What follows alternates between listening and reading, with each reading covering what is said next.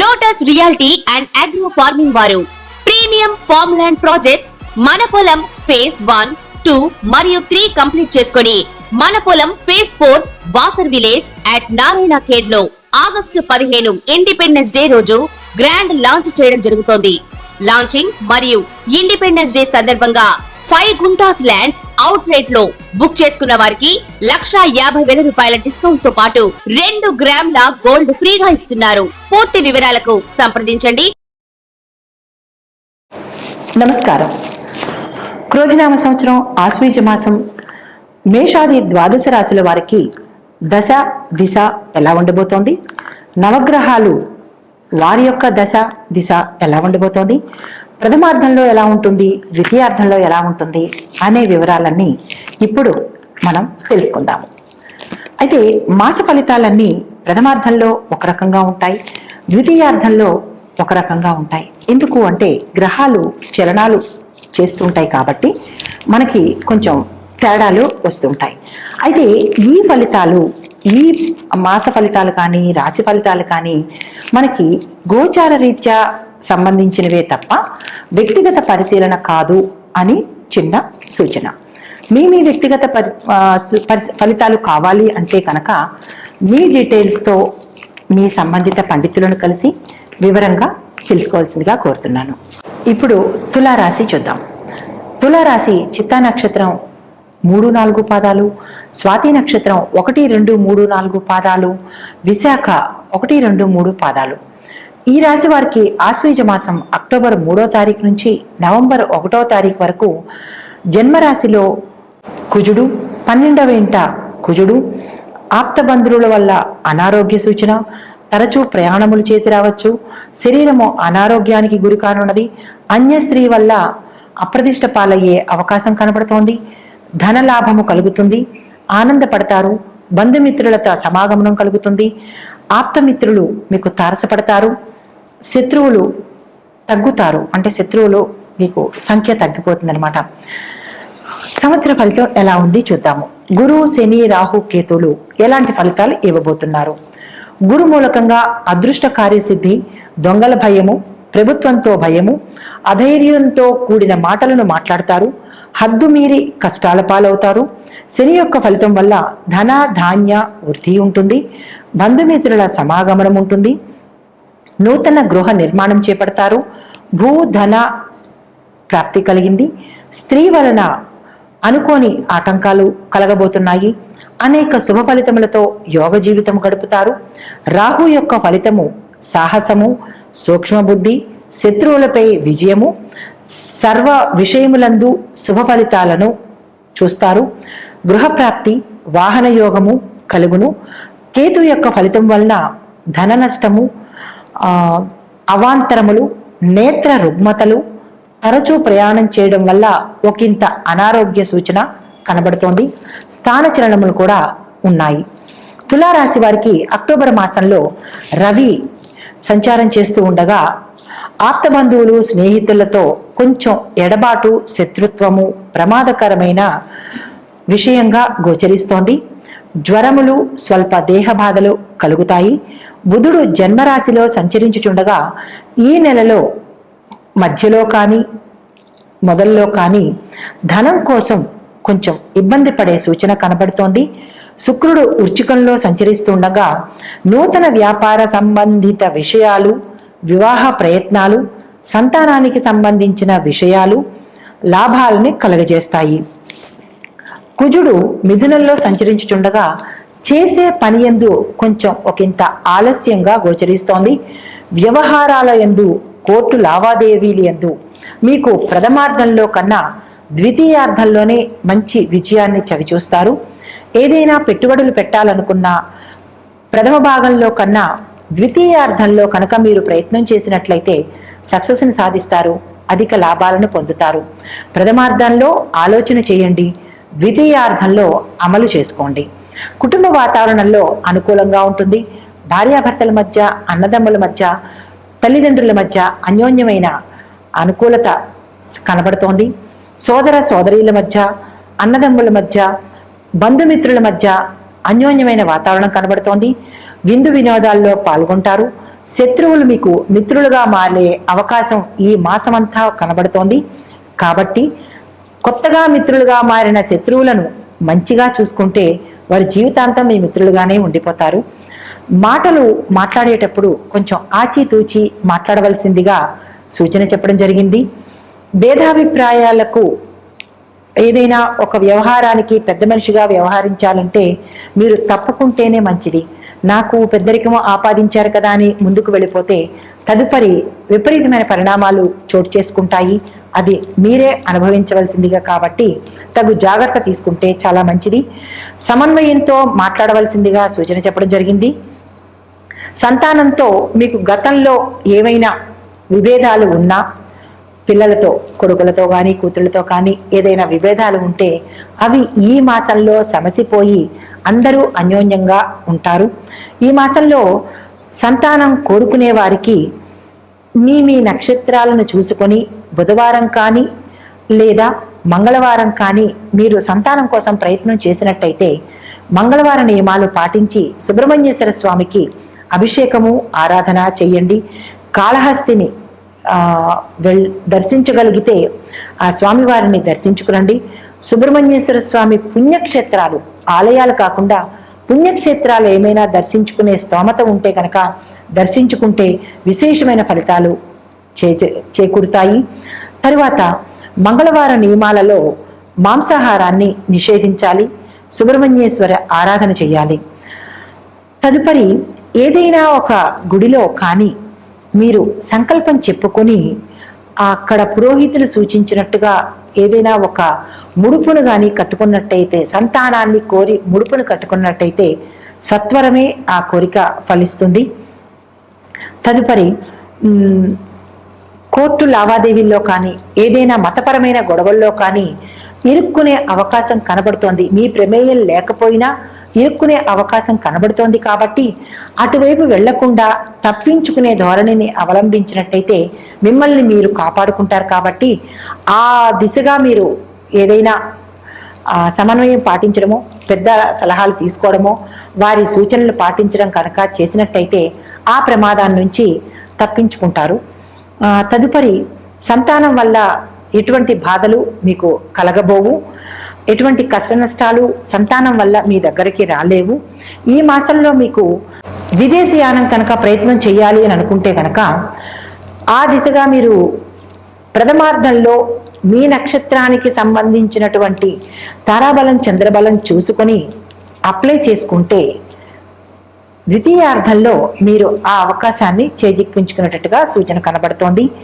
తదుపరి వివాహ ప్రయత్నం చేయాలి అని అనుకున్న వాళ్ళు మీ నక్షత్రాన్ని బట్టి ఏ నక్షత్రము మీకు సరిపోతుంది, తారాబలం, చంద్రబలం చూసుకుని అప్పుడు వివాహ ప్రయత్నాలు కనుక చేసుకుని విఘ్నేశ్వరుడికి ముడుపు కట్టుకుని మీకు ఎలాంటి వరుడు కావాలి, ఎలాంటి వధువు కావాలి సంకల్పం చెప్పుకొని ముడుపు కట్టుకుంటే ఆ ముడుపు కట్టుకున్న తర్వాత ప్రయత్నాలు కనుక ప్రారంభిస్తే శీఘ్రమే మీరనుకున్న వధువు కానీ వరుడు కానీ దొరికి వివాహం అయ్యే సూచన కనబడుతోంది. కాబట్టి ఆ దిశగా ప్రయత్నం చేయండి.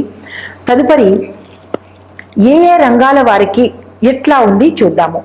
ముందుగా వ్యవసాయదారులకు 2 పంటలతో వాణిజ్య పంటలు విపరీతమైన లాభాలను మీ సొంతం చేసుకుంటారు. గతంలో కనుక అప్పులు చేసి ఉంటే ఆ అప్పులు తీర్చేస్తారు. ఇక ముందు అప్పులు చేసే ప్రయత్నం కూడా మీకు అవసరం లేదు. మీరు ఆశించిన దానికన్నా ఎక్కువ లాభాలు వచ్చాయి. కాబట్టి మీరు మనశ్శాంతితో హాయిగా ఉల్లాసంగా ఉంటారు. ప్రభుత్వం తరపు నుంచి మీకు సహాయ సహకారాలు అందుబాటులోకి వస్తాయి. మీరు ఏదైనా కొత్త పంట వెయ్యాలి అని అనుకుంటే ప్రథమార్థంలో ఆలోచించి ద్వితీయార్థంలో కనుక మీరు మంచి సమయం చూసుకొని ఆ పంటను వేసినట్టయితే ప్రతి మాసము మీకు ధనానికి సంబంధించిన ఇబ్బందులు లేకుండా ఉంటుంది. తదుపరి పండ్ల తోటల వాళ్ళకి, పౌల్ట్రీ రంగం వారికి, గిడ్డంగి వ్యాపారం చేసే వారికి ఈ మాసంలో విపరీతమైన రెట్టింపు లాభాలు వచ్చేటట్టుగా కనపడుతోంది. మంచి ఫలితాలను కూడా చూస్తారు. తదుపరి మీరు ఏదైనా వెయ్యాలి అని అనుకున్నా, పెట్టుబడి పెట్టాలి అని అనుకున్నా తిరుగు లేకుండా, వెనకంజి వేయకుండా మీరు ధైర్యంగా ముందుకు వెళ్ళవచ్చు. అనుకున్న దానికన్నా మీరు ఎక్కువ లాభాలని పొందే అవకాశం కనబడుతోంది. వ్యవసాయదారులకు ప్రత్యేకించి సూచన ఏంటంటే మీరు నిరాశ పడవద్దు. మీకు అన్ని రకాలుగా మంచే జరుగుతుంది తప్ప మీరు నిరాశ పడవద్దు. తదుపరి ఉద్యోగస్తులకు ఎలా ఉందంటే ఈ మాసమంతా మీకు అనుకూలమైన మాసము. అధికారుల మెప్పు మన్ననలు పొందుతారు. అధికారులు మీ యొక్క సలహాలు సంప్రదింపులు చేస్తారు.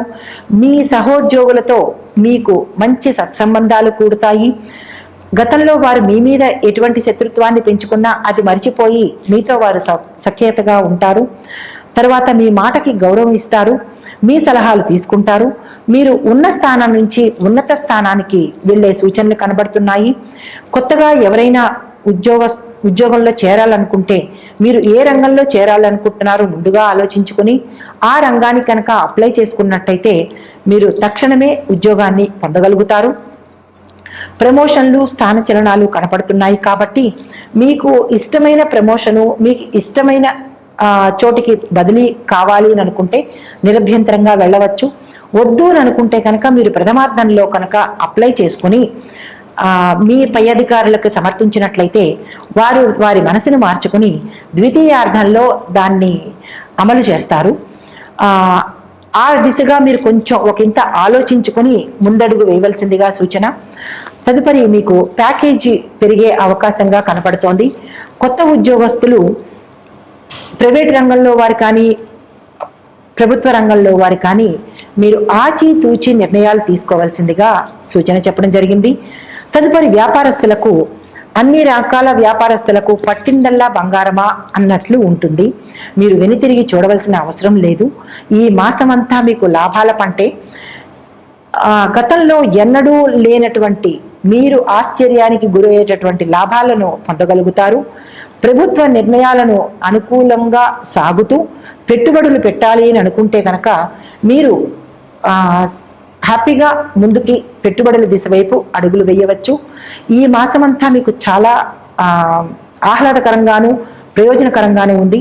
పార్ట్నర్షిప్ వ్యాపారం చేయాలి అని అనుకున్న వాళ్ళు ఈ మాసంలో మంచి చెడు ఏమీ చూడక్కర్లేదు. మీకు నక్షత్రము ద్వారా చూసుకొని మీరు ఎవరినైతే భాగస్వామిగా ఎంచుకోదలుచుకున్నారో వారికి మీకు పొంతన ఉందా లేదన్న ఒక్క సూచన చూసుకొని మీరు నిరభ్యంతరంగా పార్ట్నర్షిప్ వ్యవహారాన్ని స్టార్ట్ చేయవచ్చు. తదుపరి రాజకీయ రంగం వారికి ఎలా ఉండబోతోంది? రాజకీయ రంగంలో ఉన్న వారికి ప్రజల సమస్యలను పరిష్కరించి మంచి పేరు ప్రఖ్యాతలను సంపాదిస్తారు.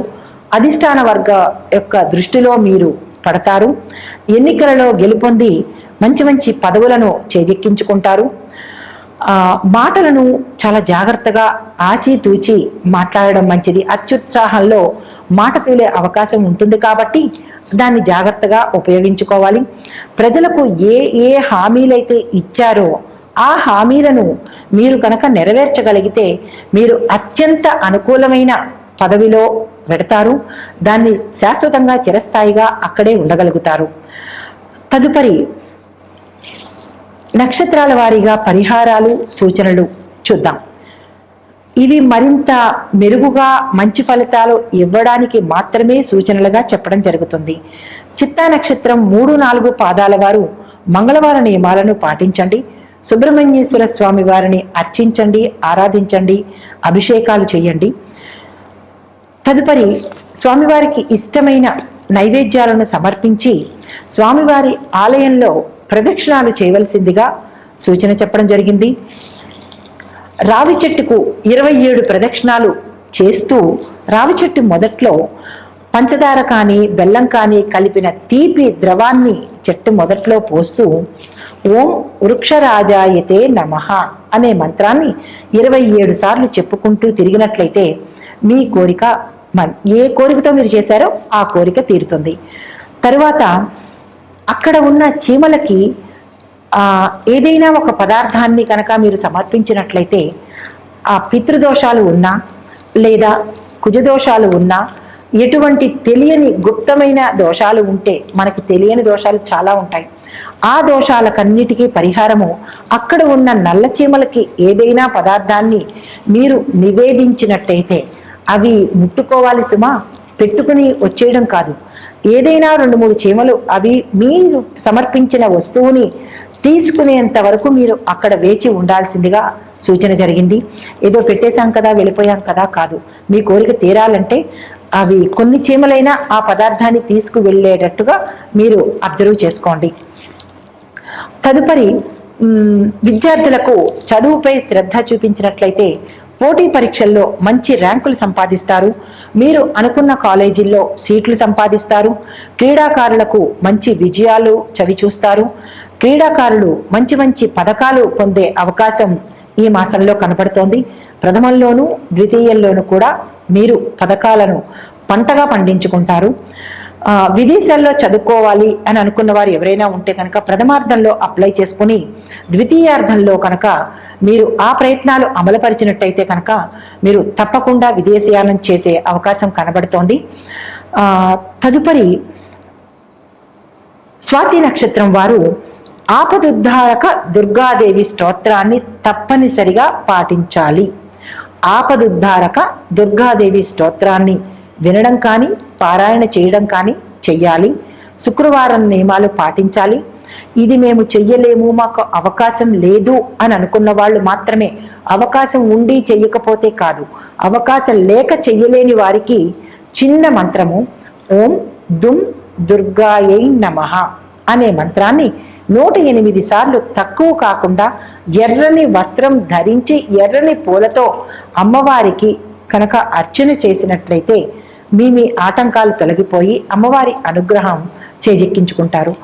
ఎవరైనా సుమంగళులు కనుక దుర్గాదేవికి ఈ ప్రక్రియ చేసి బంధన్ అండి కంకణం కట్టుకున్నట్టయితే ఆ పసుపు ఎరుపు కలిగిన తోరణాన్ని ఓం దుమ్ దుర్గాయ నమః అనే మంత్రం చదువుకుంటూ తోరాన్ని కట్టుకుని వారి భర్తలకి అనారోగ్యంగా ఉన్నా లేదా ఏవైనా ఆటంకాలు ఉంటే వారి తరపున ప్రత్యేకించి సుమంగళులు ఈ పని చేసినట్టయితే అది వారి భర్తలకు అనుకూలంగాను మంచి సత్ఫలితాలను కలగజేసేటట్టుగా సూచన చెప్పడం జరిగింది.